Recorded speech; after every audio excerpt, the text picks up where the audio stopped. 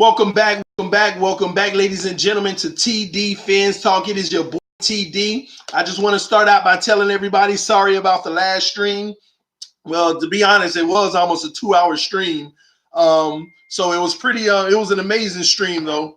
Man, I'm sorry. My wife okay. Let me just reply to this. It was an amazing stream, but I'm sorry it cut out on us. I'm going to give us about 30 seconds to come into the room and we'll go ahead and get started because enough is enough. You know football or you don't.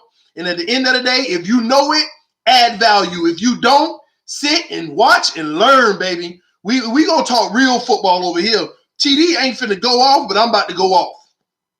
I ain't finna go off, but I'm about to go off in a way of just speaking the truth and knowledge about this game and what people need to start to put on their mind and stop playing around.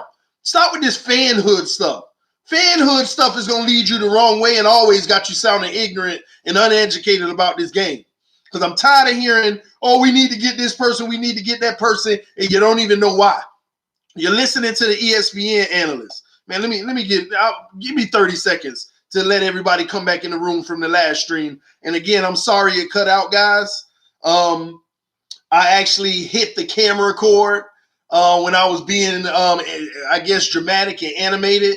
It kind of paused the video, so that's why the stream ended. Y'all give me a second. I'm just sending my wife something real quick. But yeah, I'll give y'all about 20 more seconds to come in the room. Y'all hit that like button on your way in. Show your love and support, man. Show your love and support. Let me see. All right. Send that to not my wife. All right. There we go. All right. To send. All right. Send it now. Yes. All right.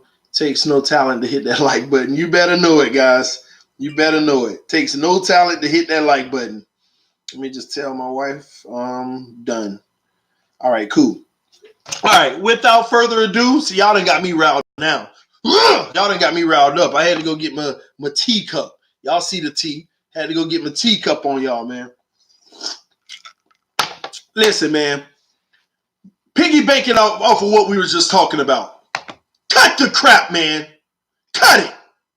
Yeah, that got me a little, okay? Cut the crap. Know this game. Stop calling for the drafting of these quarterbacks. You don't really know how good they are. We need to stop sitting here being fakers, acting like we know how good they are. I am sick of the tours and all. You don't know how good they are. Because every time I ask one of you that bring up that point, you want to tell me, oh, TD, you ain't see them all season. They were balling out. Stop telling me general terms. I don't speak in general terms. I'm very descriptive because I want to read between the lines of just crap and reality. Oh, TD, 5,000 yards, 50 touchdowns. All that type of stuff. Stop. Call me the hater all you want. I'm making common sense.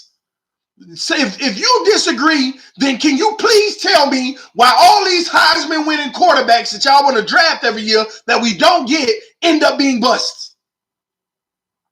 Why the number one overall pick quarterbacks are typically busts? Tell me why. If I'm wrong, tell me why. I'm tired of it. Preaching the same thing and you just won't listen. You won't listen. This is common sense, man.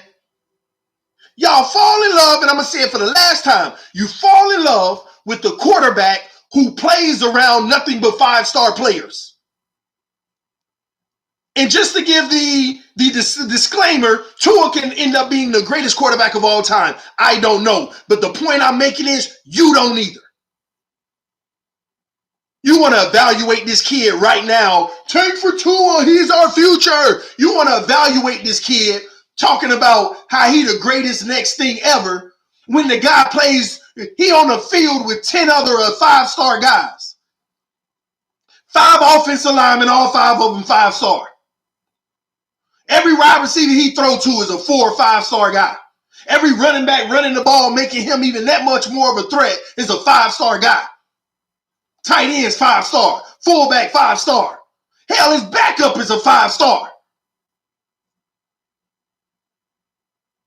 And then they get to a national championship game for one of the first times it's 5-star against 5-star, and he don't look 5-star anymore. Oh, but that was just one game. This is the NFL. You're gonna play a lot more 5-star talent. Period, man. Stop. And before I was rudely interrupted by myself on the last stream by cutting out the camera, I was making the same comparison with Mahomes. Mahomes can end up being the greatest quarterback of all time. But stop acting like we know that. Good start. But did he not play with one of the best offensive lines in football? Did he not have some of the best receivers in football? Did he not have a great tight end? Did he not have a good running game? And I keep on telling y'all, as soon as he gets his $40 million deal, and he can't afford 5 great offensive linemen, and the team can't afford all them great weapons. Let's see how if we keep on getting 5,050. Let's see if we keep on getting 5,000 yards, 50 touchdowns. And if we do, then we can dawn him, okay, he is off his rookie deal. He's getting a lot of money. He has less talent. He's still doing it. He's on his way of being the greatest quarterback of all time. You'll hear it here. You would hear it right here on TDPhinsTalk. But until then, can we stop making people look like the Messiah? Can we stop putting the crown on their head? Acting like they ain't in the best positions possible in the NFL? Come on, man. What make you? Why you think Brady is considered the GOAT? Not because of the numbers he's been putting up. Brady actually didn't even have a good season last year. Facts. Brady didn't even have a great season the year before that. Facts. That's what makes Brady so great. Every time, excuse me, man, I can be burping. Every time his weapons decrease, he gets less weapons, he still makes the difference. That's why he's the GOAT. But y'all want to dawn these people who come into perfect freaking situations. Same thing I told y'all with Russell Wilson. The man came in with the best defense in football. Best defense in football. Why do you think his offense was? Russell Wilson never had an explosive offense. Don't sit here and act like he did. His numbers always been good, and that's what makes him great. His numbers always been good, but he don't make the difference on the team when that defense left. No, but it's still enough to get him to the playoffs. Oh, just like it was with it was good enough with your boy in Baltimore to get him to the playoffs. Just like it was good enough with your boy in Houston to get him to the playoffs, Watson and all of those guys. Oh, it's good enough. They're good enough to get you to the playoffs. But to win, some of y'all got this mentality, we done missed the playoffs so much, all you want to do is get there. Not me. Not me. I don't want to, you know what? Listen, the Dolphins losing the way that we've been losing is stressful. But you know what's even more stressful? Going to the first round of the playoffs every year and losing. That's even more stressful. That's even more freaking stressful. Because it sucks you in more, makes you believe more. Just to sit you on, slap you in your face. Just to slap you in your face every year. At least us losing the way we've been losing. Man, I mean, I had hope, but we go to the playoffs every year and lose the first round every year. Oh, that comes with a different level of pain after a while. That's all they good for. You got to have a great team. Everybody put so much emphasis on the quarterback. I was going to do a video on something similar to this, and I'm going to go ahead and talk about it now because I'm getting some stuff straight. I'm getting it straight now, man. Y'all got to think about this. Somebody been telling me lately, and I agree with a lot of the points they make, but there's one thing I disagree with where they say the NFL is turning to the speed quarterback. That's the new era. No, it ain't. No, it ain't. It ain't turning into the speed quarterback just because majority of the teams are doing it. Let me give you a little history lesson. Brady been running this game for 20 freaking years. Brady been running this game for 20 freaking years. He ain't no speed quarterback. He is a strictly system pocket quarterback. No threat on the ground. He been running this game for 20 years. You see a Russell, and I'm gonna educate y'all. You see a Cam Newton come in, running that ball, being a beast. Oh, these running quarterbacks, and he looked nice doing it. Remember, rookie contract, got weapons all around him. Defense is a little better. Mobile quarterback, he's the future. Now they don't even know if Cam Newton is the future. They don't even know if they want to do the extension. They'll do it because they crazy. They don't even know if he's the guy. But wasn't he supposed to be the future? Soon as he came off of that rookie contract and they couldn't afford everything they had around him, things change. The mobile quarterback can't do it himself. Yeah, he can still run and get you some stuff, but he can't do it yourself because you ain't got all the weapons now. You ain't got the great line now. I ain't going to stop there. I'm going to educate you today. Let's keep going. What happened to RG3 in Washington? Oh my gosh, this kid throwing these deep balls. He using his legs. He doing it all. Rookie contract. They can afford weapons around him. Soon as he got his new deal. Is he even in the league today? Is he even in the league today? I ain't done. We gonna keep going. I'm gonna give you every example because the history is proving it to y'all, man. History is proving it to y'all. RG3 is a Raven being passed up by another rookie that's supposed to be doing the same thing, but ain't gonna be no better than getting them to the first or second round. But that's all right. We'll get there. I'm going in chronological order of history showing you. Who we got? We talked about Cam Newton. We talked about RG3. Y'all want to keep going? Who else the running quarterbacks that came in? Who is it? Kaepernick? The rookie, the young rookie contract Kaepernick running the ball, high-legging it. He's getting out of there. He's throwing bombs. He's a multi-threat. On a rookie deal, the team can afford weapons around him. They can afford a defense. Come on, man. You know what? Give me a break, man. Somebody knocking at the door. I'll be right back because I'm finishing this one.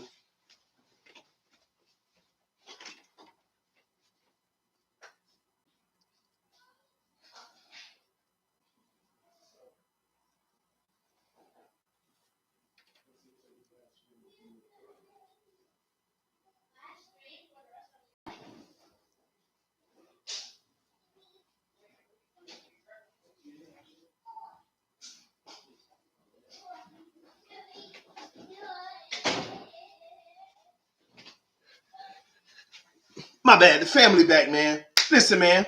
Let's go. Let's keep going. Kaepernick. That's where I left off. Kaepernick. Now is he? And I know the politics situation because I was finna say, is he even still in the league? I know the politics situation, but that's when I sit here and act like right before all of that happened.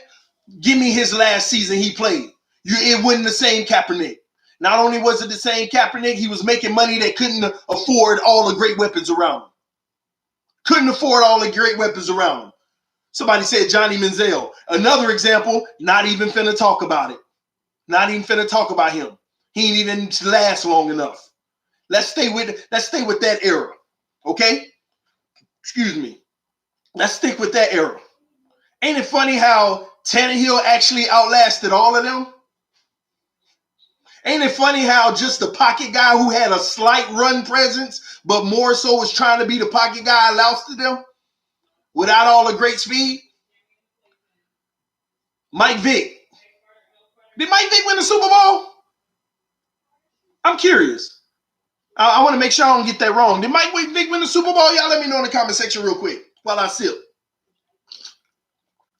Did Mike Vick win the Super Bowl? My point exactly. I know he was the truth. He was the better option than any one of them that I already named. He was legit at what he did. He made even more of a difference. That's what made him so great. But was it enough to win the Super Bowl? And let me tell you the player. I'm gonna say this player before I keep going. I ain't even gonna keep going. I ain't gonna talk about the Watsons. I'm not gonna talk about the I ain't gonna talk about the Ravens quarterback. I ain't gonna talk about Houston quarterback. I ain't gonna talk about the new running quarterbacks because it ain't even relevant. Same thing with Mahomes. I'm not even going to talk about them because history shows you what's going to happen to them too, and it's already proven itself. It's already proven itself. I'm going to talk about the person who fooled half of the freaking NFL. I'm going to talk about the one player that fooled the whole NFL in thinking that the new era is the mobile quarterback. It was one player that fooled them all. It was one player that got everybody to think it ain't true. They just think that the new era is the mobile speed quarterback. Let me tell you, the one person that fooled them all, no, it wasn't Mike Vick. It wasn't Mike Vick. It was the one that actually went to the Super Bowl. It wasn't Mike Vick. No, it's a newer player, Tannehill's era. In that time, I just named Cam Newton, Tannehill. I named all those guys that came in together. It was one player that fooled them all. He the one you love the most right now. That's right, Russell Wilson. He's the one that started this mess. He's the one that fooled everybody. He's the one that got GMs thinking this is what you need to win because he was the only one that did it. The only one that did it. But why do we ignore how he did it? Y'all let me know in the comment section. Did he not have one of the best defenses of all time when he did it? Y'all let me know in the comment section because maybe I'm off. Let me sip on that. Did he not have one of the best defenses? Did he not? Oh, I was going to get there. I ain't even mentioned beast mode. Marshawn Lynch, great running game. And you know what? They never had the great O-line, but look at their offensive system. Do they not run 6 and 7 offensive linemen at all times? Double set tight end, almost every play, at least 60, 70, 80% of their plays to make sure that they cover up for that? Do they not run a heavy line of scrimmage all through the game just about? Do they not? He was the first one that fooled everybody because he finally was the one that got it done. But all these GMs wanted to ignore how it got done. They just looked at Russell Wilson. You know why they looked at Russell Wilson? Because they looked at the one thing that he's great at. And I admit, his efficiency.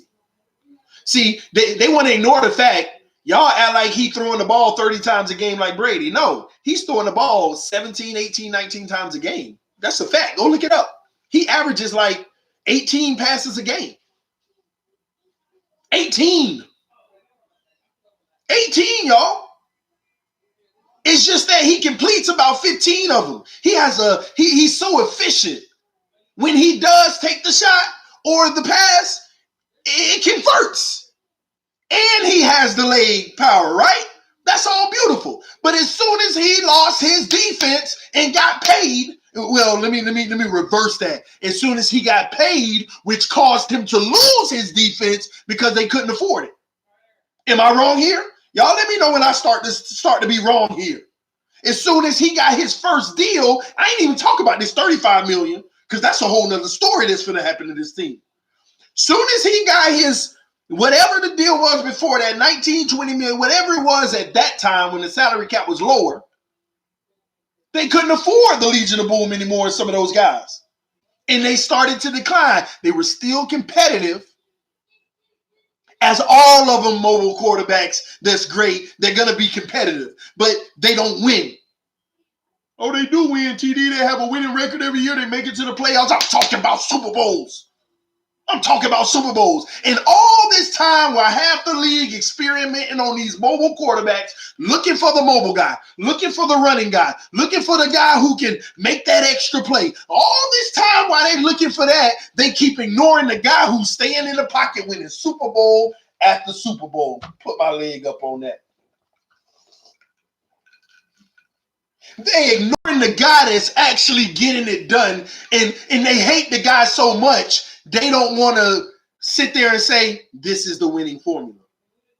They hate him so much that they don't want to say, here's the winning formula.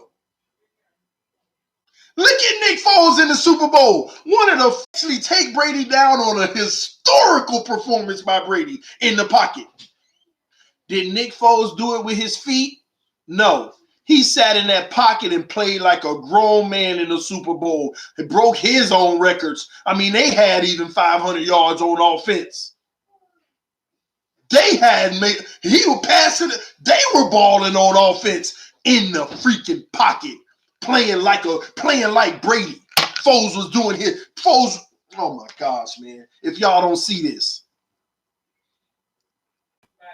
Russ is at least top 6 or 7 quarterback. Maybe that ain't changing the fact of what a top 6 or 7 mobile quarterback does to you. Now that he got $35 million a freaking day, go check out the stream. Go look at when Russell Wilson got his deal, and go look at when I went live about Russell Wilson getting his deal. Go check out my deal. I sat there on the live stream. Shout out Cloud Life with the sticker in the donation. I appreciate you showing love for what I'm doing, man. Y'all hit that like button. On the day that Russell Wilson got the deal, $35 million.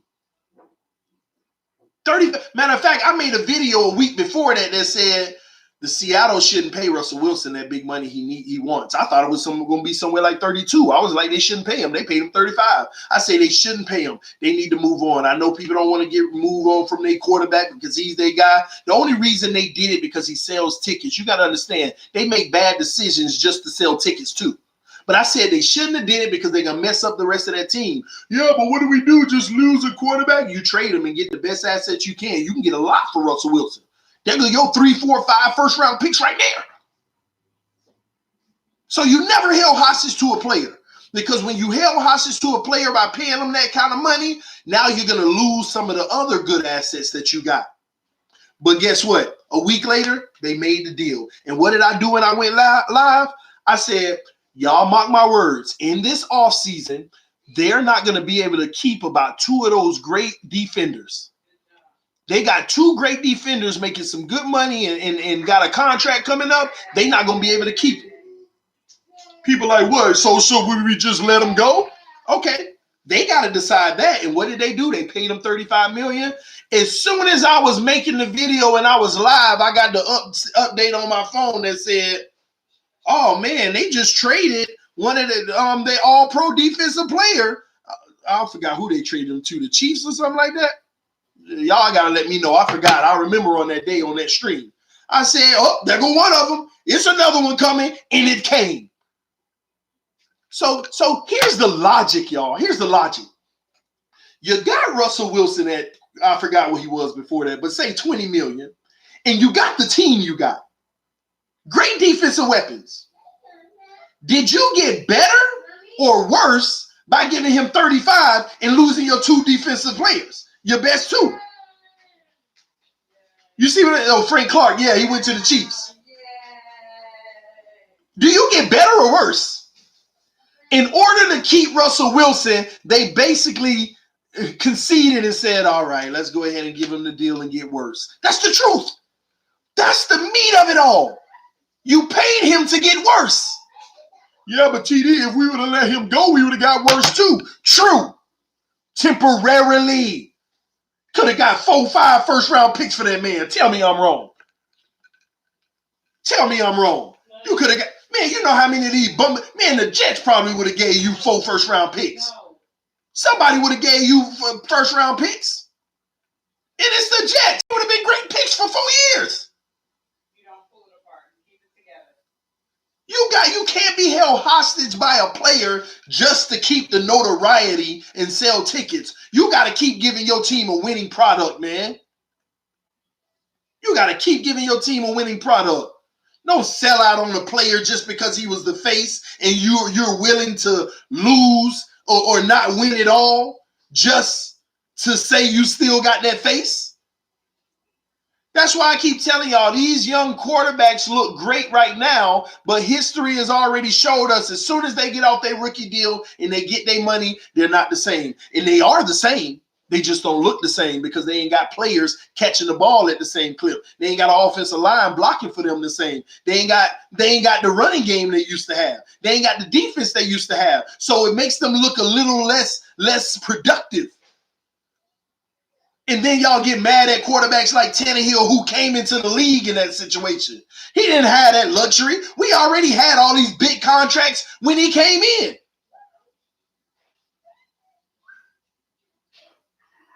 Bad contracts when he came in. We knocked certain quarterbacks who are actually really good or can be great if they were in a different system. If they were in a different system. For the life of me, I truly do believe, take Ryan Tannehill for instance. Not one bit do I think Ryan Tannehill would have won the amount of Super Bowls that Brady won at this point if he played for the Patriots during Brady's whole career tenure. But I really, truly deep down inside with Belichick and the coaching staff, he would have got at least one. I truly do believe it. Sit in that system. We're going to put everything you need around you. He would have at least got one. I do believe it. If Joe Flacco can win a Super Bowl in a perfect situation, meaning hit the team around him, best defense in the league that year, weapons on offense, good offensive line. If Joe Flacco can win a Super Bowl doing that, oh, I ain't even mentioned Joe Flacco, did I? Another example. Rookie contract, won a Super Bowl. Soon as he got his new deal, has the Ravens ever been the same? Had to sip on that. I keep showing you. I keep giving you example after example after example. Same thing happening with all these players. Same thing. Same situation with all these players. How many different players I got to name with the same situation for you to believe it? For you to see the logic of what I'm talking about. And then y'all get mad at me whenever I don't jump around here. Oh, Patrick Mahomes is the truth. Oh, no. I love what he did. Congratulations. You balled out, young man. You didn't make the mistakes. You did a very good job.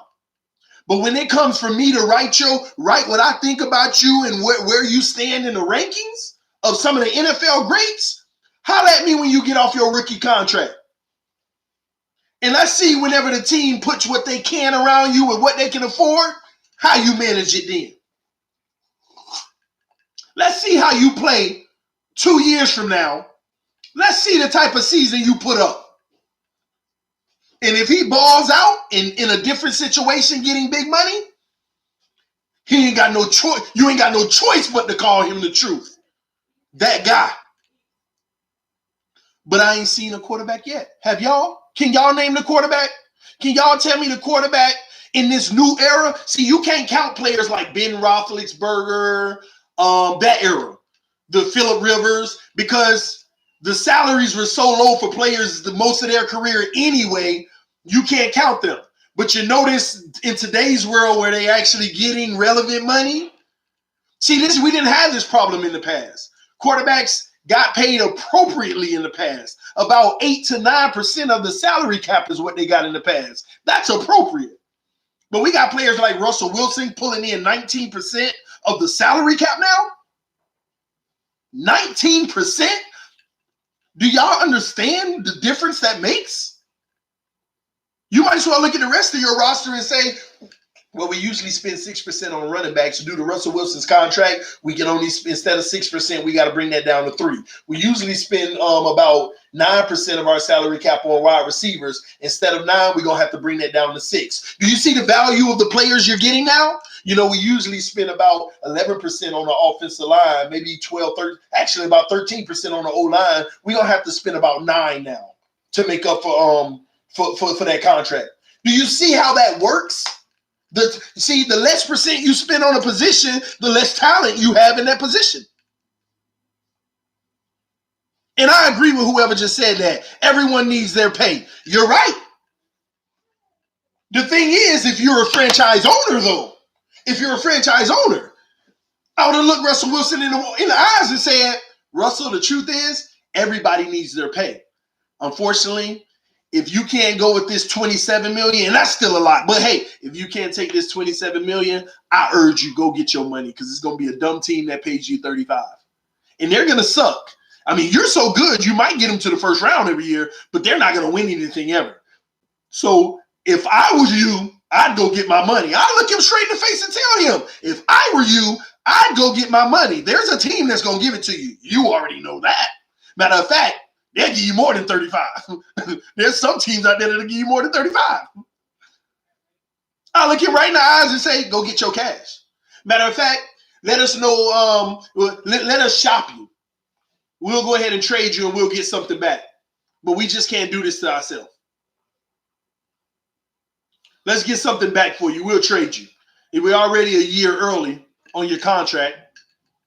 You know what I mean? That's what I would have did. So you're right. Everybody deserves their money. But the truth is, let me get another thing straight. Y'all need to start understanding what this term, what the market dictates means. People be like, well, the market dictates it. That's what quarterbacks get now. Do you realize who drives the market? The players don't drive the market. The teams drive the market. If every team in the NFL said, I'm not giving you more than $30 million, Russell Wilson, you think he's finna sit out and not play for any team? No, he's still going to get a contract for whoever want to give him the most. So this market dictation is based off of teams, and we're getting out of control because the sorry teams aren't minding overpaying for players. The boo-boo trash teams don't mind overplaying for players because they're still going to make their revenue because they brought in a big player. They're going to sell tickets. So they don't mind so they got the market looking skewed. And if you're one of those dumb teams that fall for it, that's your loss. It's what the market dictates. No, the sorry teams are driving the market. And it's making it tough for the good teams to keep their best players. But why do you think the sorry teams stay sorry? Why do you think the sorry teams remain sorry? I mean, the proof is in front of us, man.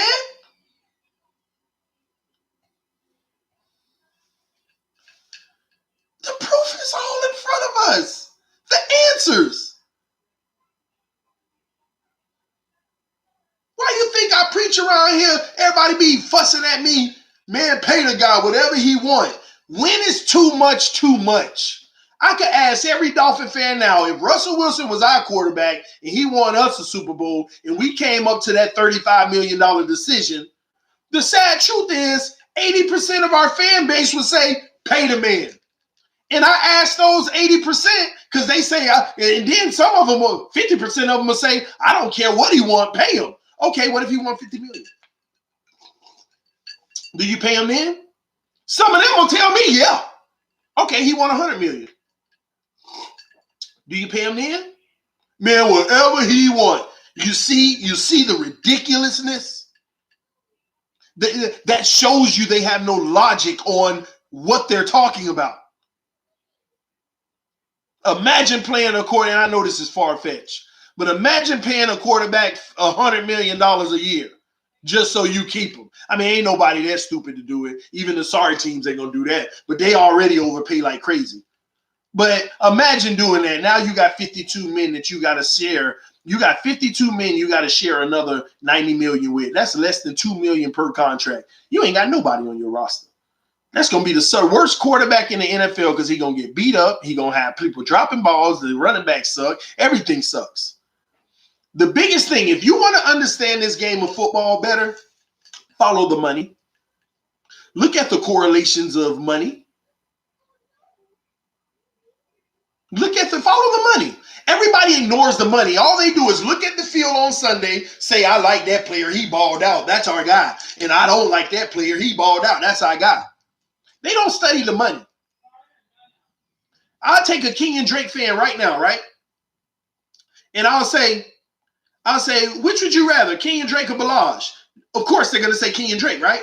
And nothing's wrong with that. That's fair. Then I'll say, well, King and Drake wants $12 million a year.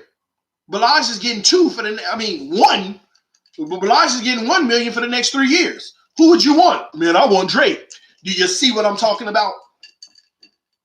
And that was a hypothetical, but that's how people are. Do you see what I'm talking about? They don't care about the facts. They don't care about the facts. They don't care about this team winning. They're just the general fan. This is the home of the real Miami Dolphin fans. And when I put emphasis on real Miami Dolphin fans, y'all gotta understand what I mean by that. People who care about our team enough to make sacrifices to make us better. that are rooting for us to make sacrifices that will make us better in the long term. It might be to take a loss today if it's going to make our future brighter.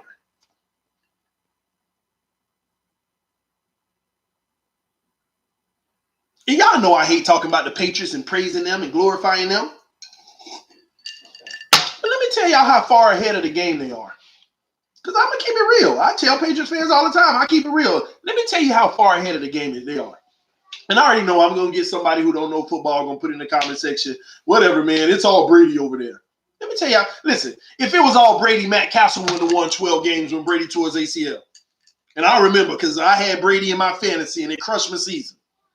It was the one of two times I ever lost in fantasy. Last year versus Sean, which you ain't winning this year on the TDPhinsTalk Fantasy League. In that year. The only 2 years in fantasy I lost. Only 2. Let me not say lost. I lost again once, but I went to the championship game. I actually went to the championship game this year too. Wait, did I? Or the second round? The one before. I don't remember. But that's my point, man. It's about 14 guys on the fantasy. We're going to do it again this year. But listen, let me say this, man. Let me say this. They wouldn't have went 12-4 with Matt Castle or 11-5, one of the two. With Matt Castle looked like a Pro Bowl, and that was the craziest thing ever.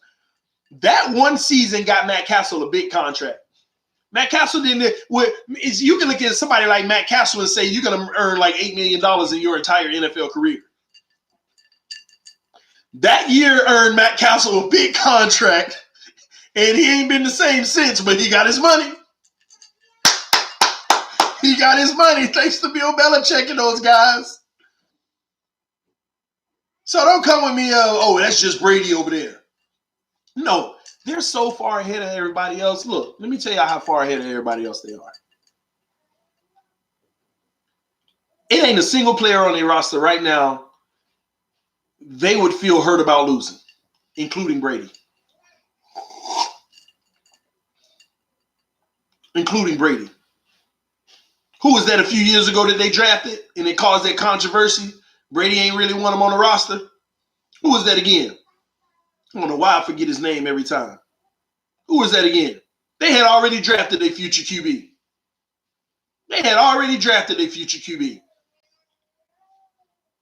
Hey, what is his name? I don't know why I forget this guy's name all the time. Jimmy Garoppolo, yes. They had already drafted their future QB. That's who they thought that was going to come in and replace Brady, believe it or not. They so far ahead of everybody else, they can replace every position like that. And then you wonder, this is the craziest part, another story.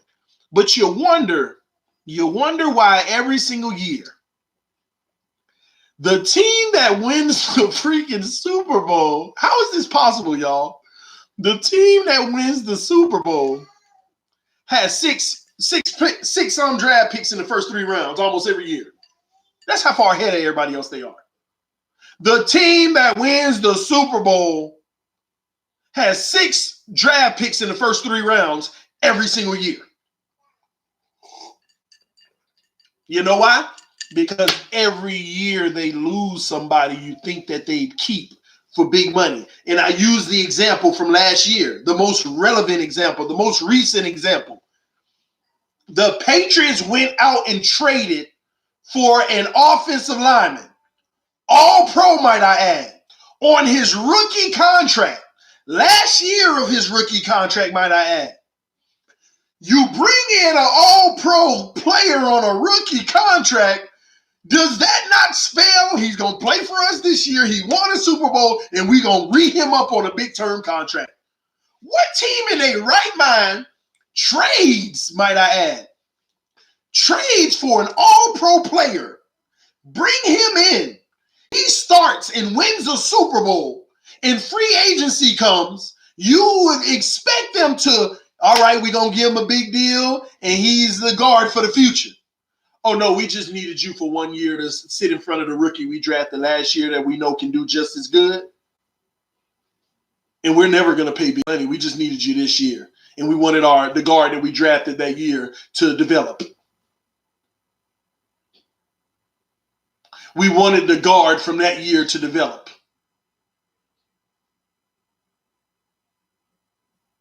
Was it Trent Brown? Is that who it was? Yes? Oh, I thought she was calling me. But you see what I'm saying?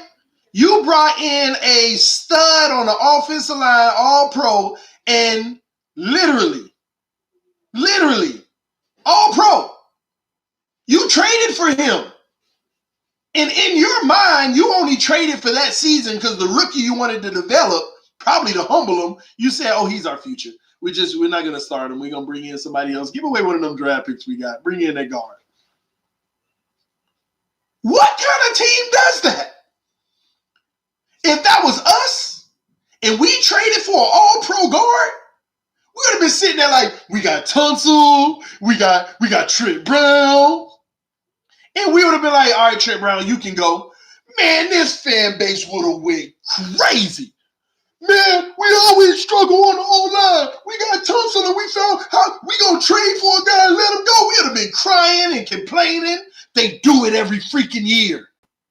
They make a move like that every year because they got principles that they stick with. I will never overpay for a guy.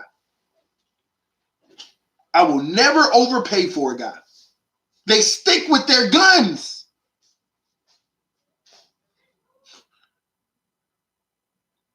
And we want to ignore what it takes to win because we hate them so much. People hate the Patriots so much, even if they're showing you the winning formula, you will go against it and try to win another way just because there's teams that might can do it better, but they just won't do it because they hate the Patriots so much. Overpaid Tannehill, overpaid Sue. True. Overpaid Sue more than Tannehill. Because when Tannehill got his deal, that was when the quarterbacks was in the market of getting a little over $20 million, but we got him at 19 per. A fair contract for Tannehill at the time, don't get me wrong, he had actually earned that contract. But if we were sticking with the ratios and what it should have been, a fair contract would have been around $16 million a year. And we did 19. You know why? We wanted to make sure we were at least close to the market. We wanted to make sure we were at least close to the market. It's crazy to me, man. The Pats build their players differently. The pay big for a lockdown cornerback, left tackle, and premier pass rusher. Everyone else is getting market value contract. Thank you, Kay. Thank you, Kay. And I've been on record saying this, y'all. I said, on your roster, you shouldn't have more than 2, 3, or 4 staple players that you pay well. And I didn't say overpay. I said pay well. And you're right about that. You spot on. They always make sure they got one premier pass rusher, that left tackle position, and a cornerback. Not always a cornerback. It might be a safety sometimes. They switch that up. But they always go with about 3 premier guys. And let me tell you what allows them to be ahead of everyone. Winning. See, whenever you start, that's why I say players like Patrick Mahomes, right? I told y'all they got to win this year. The Chiefs got to win the Super Bowl this year if they're going to be successful long term. Because if they don't win this year, every player on that roster going to another quote-unquote maybe AFC championship game, a lot of them going to be free agents. They going to get their money. Because when Mahomes get his money, oh, they going to want their money too. But they can't afford to give them their money. So they going to leave. And now Mahomes ain't got the same team that made him who he was. And he going to end up like Cam Newton, like RG3, like Kaepernick, like everybody else that started off hot and fresh and beautiful with a great situation. And it's going to start to look like, okay, you're like everybody else. He may be a little better, but still ain't going to win Super Bowls. But if you win in this rookie period, now you got players on the team, man, I can go get my 11 million a year. Man, I'm going to stay over here for 8. Well, hey, I'm going to stay over here for lower, but at least give me a few more million guaranteed. You see what I mean? Now you can talk like that with players. Now you can make the difference up. That's what winning does. I said the same thing with the Cowboys. Now they're sitting here. Look at Allen Hurns. They didn't want to cut Allen Hurns. We got him now. They just wanted him to take a pay cut because they're trying to get ready for Ezekiel Elliott's contract. They're trying to get ready for Dak Prescott's contract.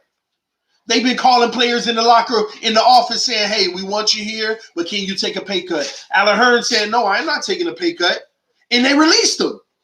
And then they reached out to him and say, we still want you here. Can we talk about it? And the Dolphins picked him up. That's the story. If y'all don't know that, that ain't TD speculation. That's literally what happened. The reports came out. That's exactly what happened. Because they're getting ready for Ezekiel Elliott and Dak Prescott's new contract. They're trying to be able to afford it. You know why? They don't want to touch the O-line where they got all their money. They got 3 Pro Bowl offensive linemen, and the other 2 are darn near Pro Bowl-ish. They got an O-line if you want to see one. The only thing that saves the Cowboys money are those 2 young linebackers that nobody knew were going to be this great. And they got them on those young deals. But now they sitting here trying to wheel and deal through the roster. Can you take a pay cut? Allen Hurns said, I ain't taking no pay cut. You're not going to get me no $2 million. I'll go to the Dolphins and get 3. Just so that you can afford those guys. I've been working hard too. I want my money too. I deserve 3 though. And that's not even overpaying me. And you trying to cut me that short so you can get those guys? This is what teams are going through. This is what they're struggling with. Trying to afford the quarterbacks or the next player off of their rookie contract. Off of their rookie contract, trying to keep their team together, and they don't want it. The Cowboys don't want to touch that O-line because that's what makes them. That's what makes them. That O-line, not Dak or Zeke. I don't care what you say. Dak or Zeke don't make the Cowboys. The offensive line does. And that defense been playing great. They got to win too. Because if they win a Super Bowl this year, which they not because we are, but if they win a Super Bowl this year, yeah, Dak won his money. But he might be friendly. He's still going to get paid, overpaid, but it still might be a little friendly. Yeah, Zeke won his money. They, believe it or not, they're actually debating on whether they even want to re-up Ezekiel Elliott. And the Dolphins will be the main team. Our fans, get Ezekiel Elliott. Oh, for all that money? Jerry Jones proved the point. Jerry Jones proved the point. Who was the running back then? Darren McFadden. And who else? Y'all remember the Cowboys running back when they had like 13 and 1,400 yards. They went to the Pro Bowl that year. The Cowboys fans were pissed off. Darren McFadden ran for all those yards one year, and then they brought in another running back, DeMarco Murray. He ran for like 1,400 yards and went to the Pro Bowl. And they were like, we got to re-sign Murray. What did Jerry Jones do? He released he released DeMarco Murray. DeMarco Murray went on to the Eagles, and the fan base were pissed off. But Jerry Jones said this one statement before he drafted Ezekiel Elliott. He said one statement. He came out and shut all the Cowboy fans up because something about Jerry Jones, he know how to shut them up and they shut up. He came out in the media. With this offensive line, I can get a Mack truck back behind there to win us games. A Mack truck. Meaning the holes that offensive line make, he could put anybody back there and they'll be successful. And the fan base were pissed off when they got Ezekiel Elliott. Ezekiel Elliott played his rookie year. Oh, Ezekiel Elliott is the best player ever. Oh my gosh, we got the best. We got the next Emmitt Smith. And they quickly forgot about it because of the O-line. They quickly forgot. They quickly forgot it was because of the O-line. Ezekiel Elliott had Dak Prescott looking like a Pro Bowler. If I'm not mistaken, both of them actually went as reserves that year. If I'm not mistaken. The next year came. Second year for both of them. Ezekiel Elliott gets suspended 4 games. Dak Prescott, 2 of his offensive linemen were hurt. Oh, he looked like a bum. The whole fan base got off of him. Ezekiel Elliott came back. They looked better, but they were still shaky. The offensive lineman came back. The freaking who was it? The Redskins were winning the division by 3 games. They lost their quarterback. The Redskins dropped out of playoff contentions. Cowboys went on a run, like winning 7 out of 9 games or something like that. They were behind in the division by 3 games. They wouldn't have even projected to make the playoffs week 9. They're not gonna make the playoffs this year. Week 9, that's what they were saying. Them offensive linemen came back from the injury.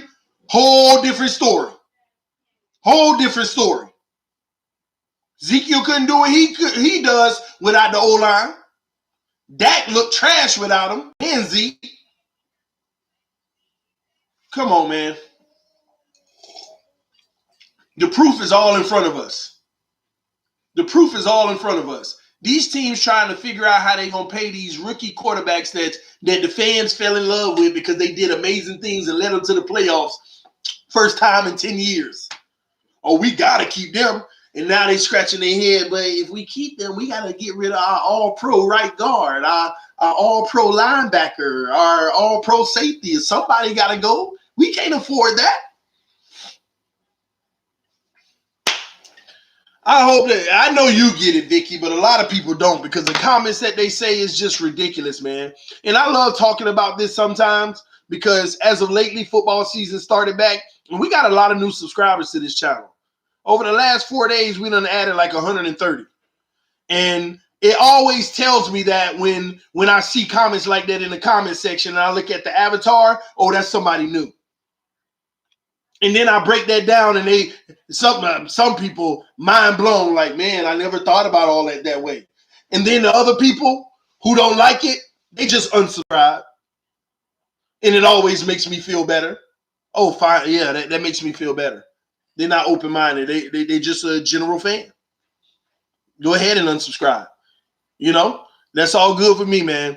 Me and you, Victor Coaster. Murray should have went to baseball. Just watch. Kyle Murray, oh my God. Cloud Life, no cause. They got Kyler. Facts. Cardinals will rule the day when they traded Rosen. Watch. Well, I hope so. That'll be good for us if that happens. Kyler has proven nothing. Kyler Murray? I'm just saying, man. Thoughts on Minkah Fitzpatrick? Oh, stud. He's the best, in my opinion, he's the best nickel in the NFL. Best nickel in the NFL. He was horrible his first year. Who? Who was horrible? I don't know who y'all talking about. You ain't talking about Minkah Fitzpatrick. Football is back. Life is great. Yes, sir. Y'all hit that like button before I get out of here, man. It's all love. We Dolphin fans, we can disagree and argue and kick it later. Absolutely. Soft cat get in their feelings. He said it, I didn't, but I agree with it. How about that? I am unsubscribing to you, TD. Hey, Rip, don't you unsubscribe every day and come back? Hey, Rip a legend, man. Rip a legend. Oh, man. Man, y'all been chatting the whole time. I ain't look at the chat once. I just been on a tangent, man. Y'all got to forgive me. I just got struck. I struck a nerve because I just want our team to win and I want us to do it the right way. And I'm tired of going in this cycle of making these dumb mistakes over and over and over again. And after a while, you should be learning from these mistakes and seeing where you made them. Some people don't even know where we made the mistakes in the past. You ask people that don't know football, where was our mistake in the past? When we got Tannehill? Fool, we done been making mistakes for 20 years. So why are you saying just Tannehill? It was 13 years before him. Where has our mistakes been? Yeah, man, you got to understand the history of the path that we took to get to where we are. It was always different areas, but the one thing we never really invested in were the trenches. And the one time we invested in it, we actually looked amazing. And then our quarterback went down. And we didn't stick with it. We didn't stick with it. We did not stick with it. We abandoned it when our quarterback went down. While he was out sitting on the sideline, we were making moves, abandoning something that finally was working. And I believe that was Tannehill's 4th year. He started out like 8-3 or 8-2 or something like that. We were going to the playoffs. He got hurt. Matt Moore came in, went like 2-5 or something like that, finished the season off, and we made it to the playoffs. And then we abandoned that whole model. That was the one time where I felt like we finally got it right and we built this the right way, even though our salaries that we were paying were too much, but we still had, because Tannehill was still on that rookie deal. So that was awesome. But then next year when he get his real deal, it was like, you can't afford it all anyway, but we were overpaying players anyway, causing us to have no depth and causing us to have backups that were just trash, man. And then every time we got an injury, we had no answer for it. We had no backup for it.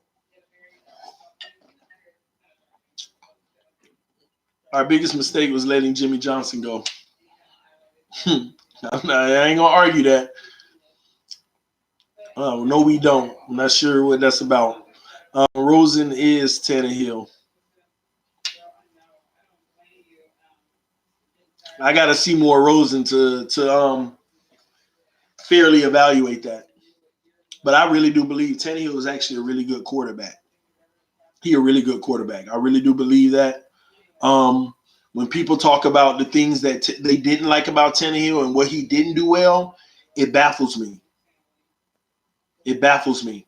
One of my favorites. He had no pocket presence. In my argument every time, in order to have pocket presence, you got to have a pocket.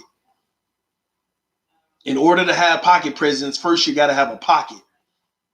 No matter what quarterback we put back there, they ain't had a pocket. They never had a pocket other than Tannehill's fourth year, and that's when he looked beautiful. It was beautiful. It was beautiful, man. Hey, TD, if we open the season 4-0 and struggling to get to the pass rush, will you try to trade our first pick for a top DN available? Absolutely not. Yeah. Think about it, Pete. Think about everything I just said. So you trade away a top pick, a first-round pick, who is probably going to be trenches in the near future, right? Who you're going to be paying itty-bitty dollars. Say you draft 13th again. You ain't paying crazy money. Even if it's 6, 7, 8 million a year, you ain't paying crazy money. You're giving away a first-round pick with non-crazy money just to bring in crazy money. Is there no difference from bringing in Ndamukong Suh? If you don't think that was a mistake, then Ndamukong Suh wasn't a mistake. The price for Ndamukong Suh was a mistake. You want Suh, but not at that price. So no, I wouldn't trade. And we're 4-0. We're winning, not getting to the quarterback. Coaches, keep coaching. They got to get better and better. They got to get better. They're going to get more and more comfortable. They're going to get better and better. Now, if we start losing and they're the reason why, you might make a deal here and there or make a move. But no, you can't do that. Don't give away your first-round asset with a guaranteed 4 years for someone you hope to be a top player, for somebody that's proven but probably on the up, probably at the peak of their career and probably got nowhere to go but down, and the best you can hope is they stay up. And pay them 3 times as much as you would pay that first rounder? You don't do that.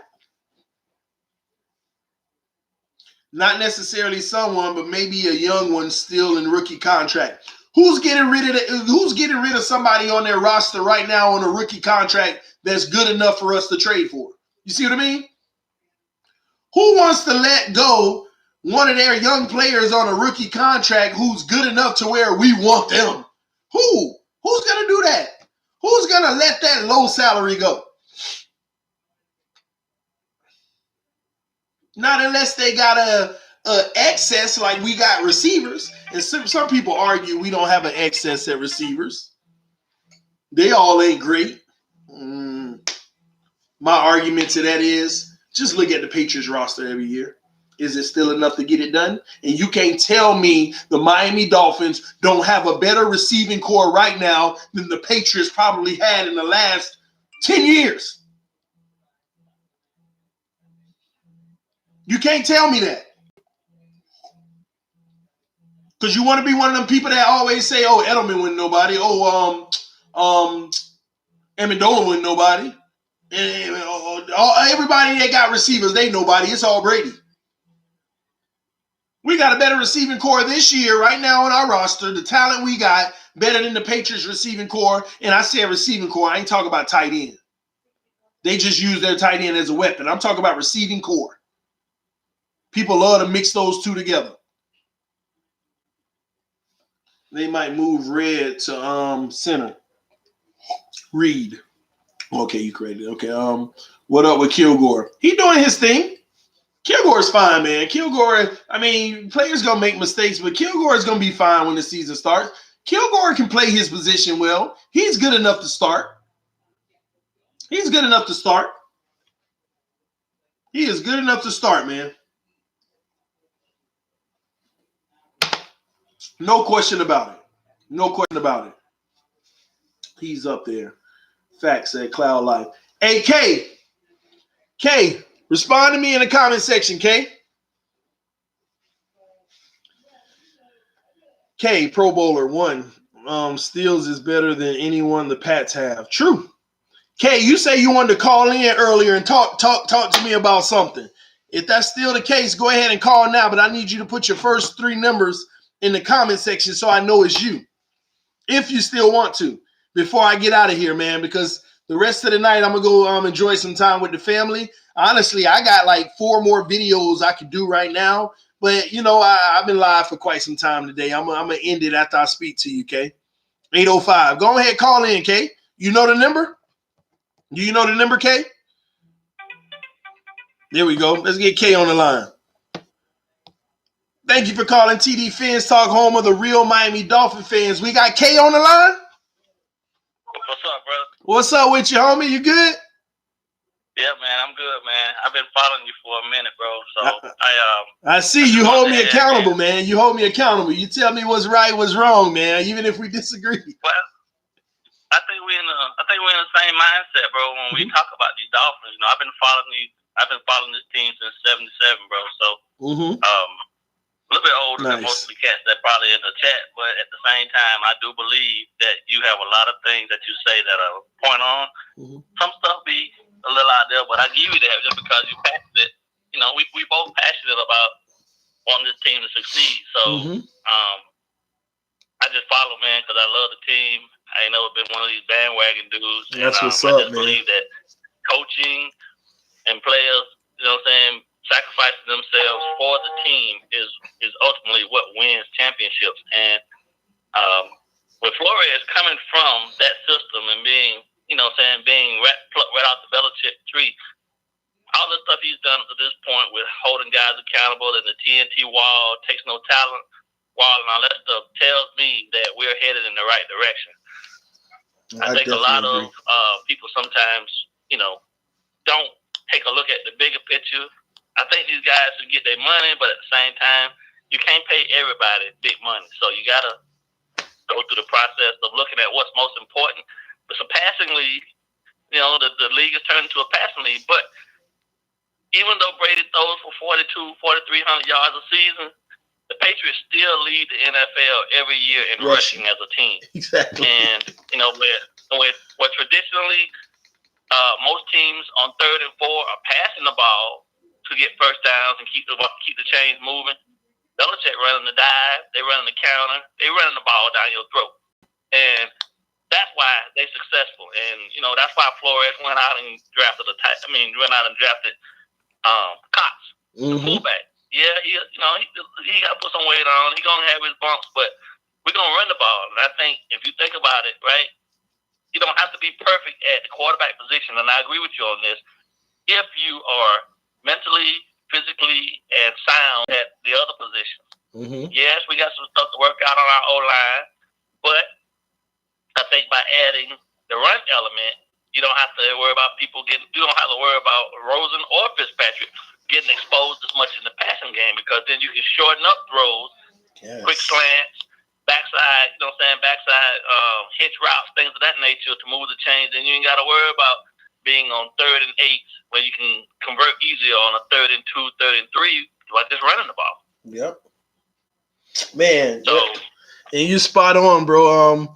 It's crazy hearing this from you, man. We finally got a voice to the person in the comment section, but you're spot on, man. And I'm happy you called us because you know what you're talking about. Everything you said so far, I 110% agree with. It's interesting to me when you were talking about fullback and Cox. You know they have an emphasis on it. Did you even know that they got Christian Wilkins playing fullback too? Yeah, I watched that. I saw that in Omar's tweets. I mean, I follow most of the same media people that you follow too. Ooh. You know, you got a little bit more of an inside scoop than I do. I just got back from the West Coast. I was out there in California for 26 years, but you know, I repped every time the Dolphins came west. Anything west of El Paso, Texas, I went to every game. I did not miss not one game. Nice. And I watched Rosen. So yeah, I mean, and that boy Wilkins is athletic beyond all out. No doubt about that. So it don't surprise me that they're trying to figure out different ways to go about employing him, even on the offensive side of the ball. But I think that's probably one of the better things that we did this draft that we haven't done in a long time.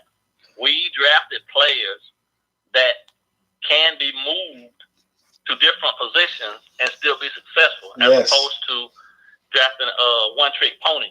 Mm-hmm. Like Wilkins can play defensive end, he can play DT, and he can also go down that other side and run the ball as a fullback too. You know what I mean? So you got 3 specific places that the boy can help you right out the gate. The boy Dieter, left guard, right guard.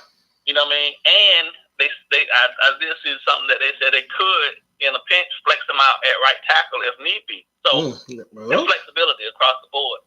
The guy we've not even really heard much about, but I think still is going to be a lot to actually make the team is Van Ginkel. Yeah.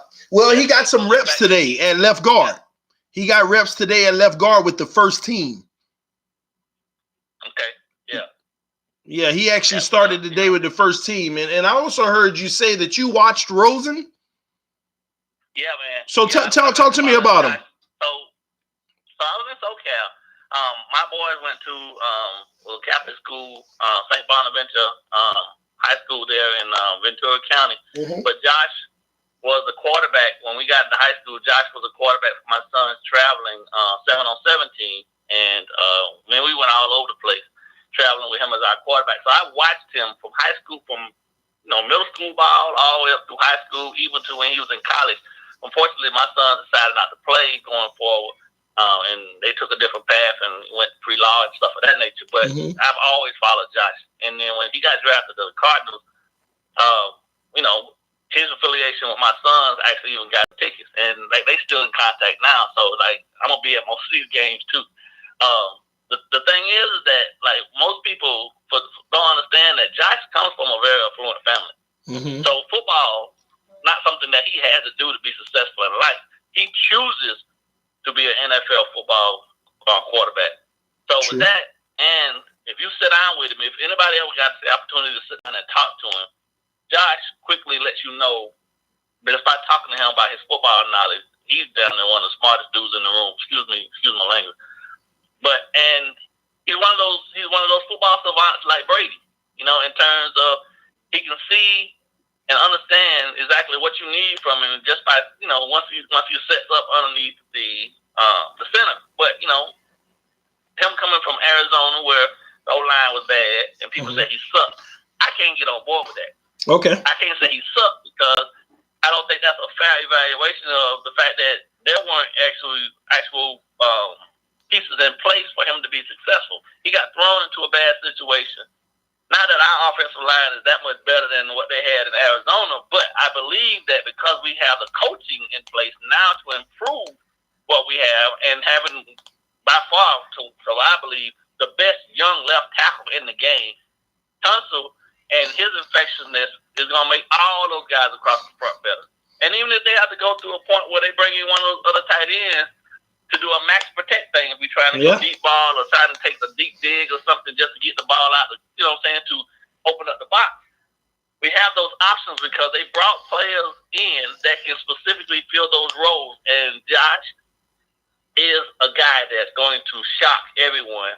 I put everything I believe in this. You know, this is not just me being a fan, but I know the kid. I know him personally, so I know that he's going to be up at night studying everything that he needs to be the guy for us in the long term. And this ain't coming from, you know what I'm saying, me just being, you know, a fan since '77. This is from somebody who has studied football. I coached the game for 16 years out there in Cali. You know what I mean? And had to play against him, coached him up, and traveled with him in the summer leagues and all that other type of stuff. I know this kid. And when I saw, I mean, if we could go back to a couple of your posts, I mean, to a couple of your streams, a couple months ago, I was the first dude in there that was screaming, Rosen coming to the Dolphins. And I only said that because I know that dude Kingsbury from the new coach over there in Arizona.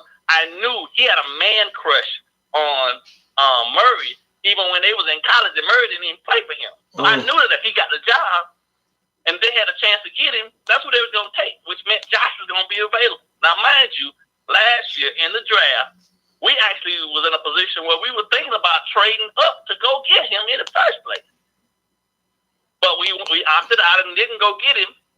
But now he fell back to us. Well, we gave up a second at best. And then I'm telling you, a late second is going to turn into our franchise quarterback.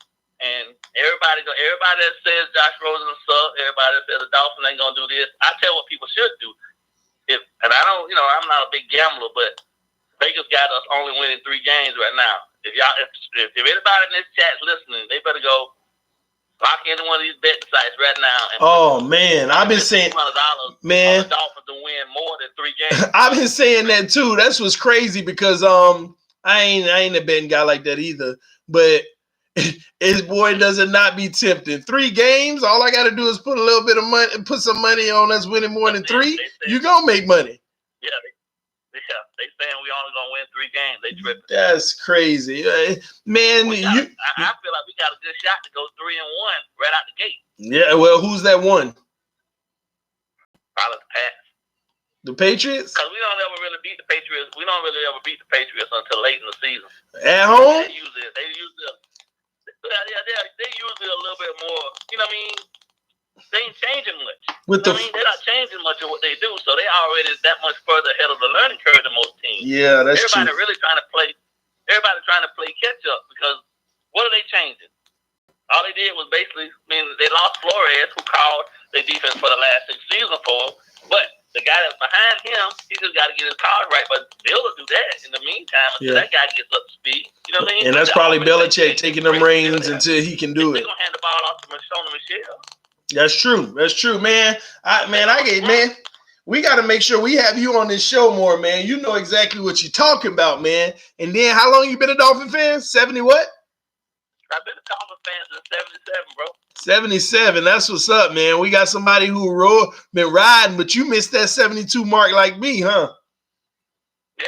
I was born in 72, so my first official Dolphins game that I actually attended, I was 5.5 years old. My dad took me to the stadium because my family, I got some family that live in Dade County, right where in Hollywood.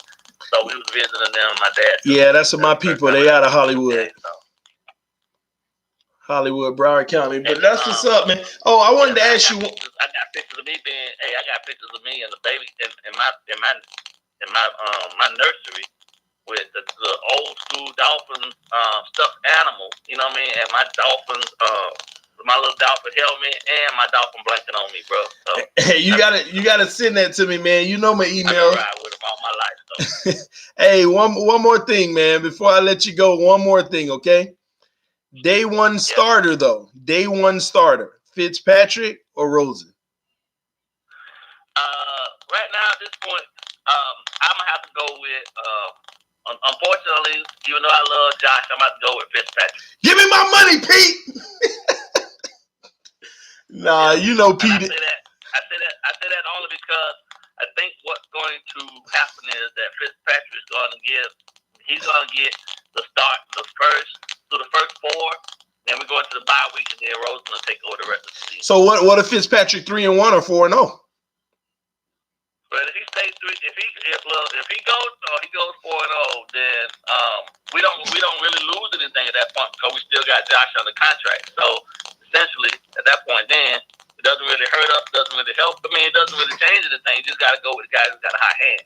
Exactly. Now, mind you, over the next couple of weeks, I do believe that they're going to put a lot of stress on the coaching staff to make a decision because I think Josh is probably, to be honest with you, my son called him and talked to him 4 days ago, and he said that he's having some issues with understanding some of the RPO stuff that they was trying to add in just as a wrinkle because he never really did that type of stuff. But he did say that Fitzpatrick's familiarity with the system right now is really the only thing that's stopping them from being on equal playing. Fitzpatrick was signed to us, what is it, like 4.5, 5 weeks. Yeah. So we actually even acquired Josh, and then by the time Josh it was like almost 2 months before Josh actually got a chance to look at the playbook. So yeah, Fitzpatrick has that. He has that edge on him. So Josh is trying to work through that to get up to speed. But aside from that, talent wise, ain't no question. I don't care what nobody says. Fitzpatrick can't throw. He can't out-throw Josh. And he ain't going to outsmart Josh. He just got more time in the system right now. So, because what you just told us is kind of semi-breaking news, and I ain't going to make too much of it because it is coming from your son, and I know they may have a trusted relationship. So basically what you're saying is he spoke to Josh Rosen 4 days ago, and Rosen told him pretty much he's still trying to figure out some of the RPO situations and things like that he's struggling with, and that's what he's focused on so he can get better, and that's what's making a huge difference. Yep. All right. Well, that's beautiful, man. That's beautiful to know that on this channel, man. We got to make sure we have you involved a lot more, Kay, because you and Finsanity, y'all, well, she never disappoints, and obviously your first time calling in, I'm actually amazed. And then you added value to the show and you added information that we didn't know, because that's a good point. Even with the Rosen situation, he got a 2-month disadvantage than Fitzpatrick learning that playbook. So for him, that's something where we gotta take a step back and make sure we're showing that level of patience, especially if he's acknowledging, speaking to your son about the RPO situation and things like that. We got to acknowledge that and make sure that we understand this kid is 2 months behind Fitzpatrick. And that's huge, especially for a young quarterback. That's massive. But that's why I was saying, that's why I was just saying, like, I read the comments and stuff, but people don't even really understand. Like, when they signed Fitzpatrick, he was there the next day and they handed him the playbook. Mm-hmm. It took Josh to get traded, and then the trade had to be finalized and approved through the league. That took 4 days, and then from there, he was still in Arizona trying to close out his stuff with his apartment. By the time he actually got down there, it was a week later, still didn't have a place, living with getting still. Then he really couldn't get into the playbook until he actually got to the facility to get it from the OC. Yeah, you're right, man. It's not like O'Shea mailed the playbook to him. You know what I'm saying? Yeah, and I'm sorry, the phone's kind of breaking up now, man. Do me a favor, email me, bro. So, matter of fact, if you don't mind, I'll save your number in my personal contact information. That's what's up. And no problem, bro. That way, if I do speak to you again on the chat, you let me know, because I'll put it in. And if you want to call in, I'll make sure that I call you on my direct line, because I don't want to give everybody my direct line, but and it'll sound much better. It's this app that it gets a little frazzled at times whenever I'm talking to callers, because I don't want everybody to have my number. It's only like 5 people got my number, and Pete about to lose it if he don't give me my cash. That's understandable. I don't want a lot of people with mine either, so. But I got you, man. Email me though if you get a chance, or matter of fact, I'm just gonna text you in a little bit. That way, you can give me your full name just in case, because I know you go by K on the chat section. I don't know if you want to hold your name, so I'll make sure I text you real quick. I'll just send you a because I'll probably be busy as soon as I end the stream. I got to get out here to the family. I've been going, as you can see. But we'll get together. We'll chat it up. All right. Okay, brother. No problem. All right. Anything else before we leave? Before we get off? No, man. Fins up. Fins up, baby. Thank you, man. This TD Fins Talk, always bringing you the best. I'll talk to you later, bro. All right, bro. All right. Y'all give me 1 second. I want to make sure I text him real quick. Hold on. I'm trying to text somebody.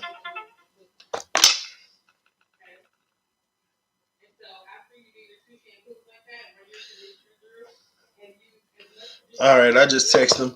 All right. Matter of fact, I'm gonna go check on the kids and stuff. And see how the wife doing because I want to make sure I'm being mindful of her. If she good, then I'll keep going. If not, then I'm gonna end it. Y'all give me about 30 seconds.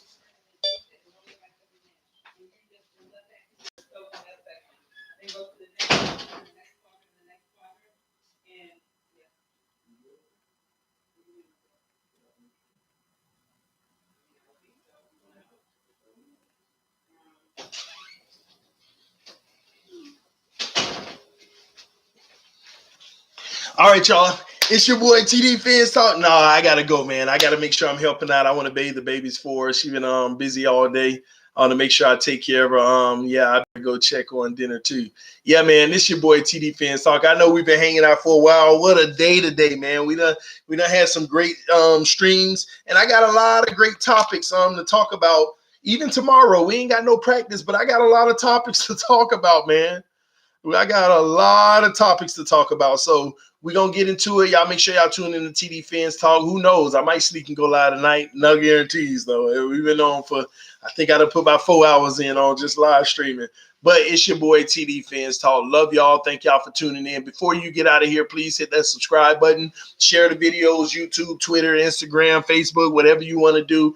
It's your boy TD. I love y'all. Yo, TD, this is Lurk. What up, Dunk? Lurk?